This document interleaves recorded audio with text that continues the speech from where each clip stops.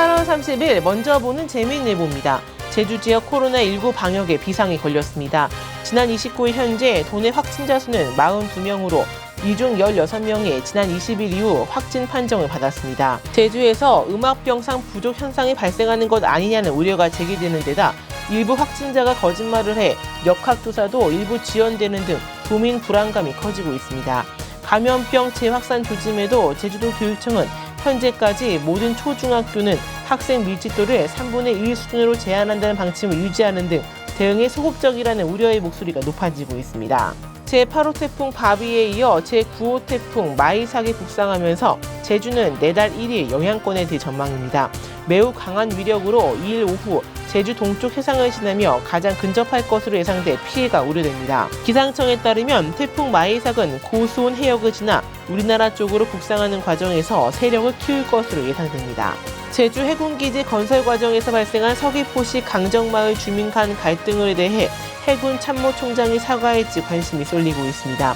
강정마을 등에 따르면 제주 출신 부석종 해군 참모총장이 31일 강정마을에 방문해 해군기지 건설 과정에서 빚어진 마을 공동체 파괴에 대해 주민에게 사과할 예정입니다.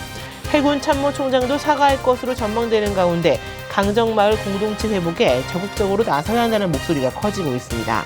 제주도의회가 고영건 정무부지사 예정자에 대한 적격, 부적격 판단을 내리는 대신에 도지사에게 인사권을 행사할 때 신중하게 하라는 의견을 제시했습니다.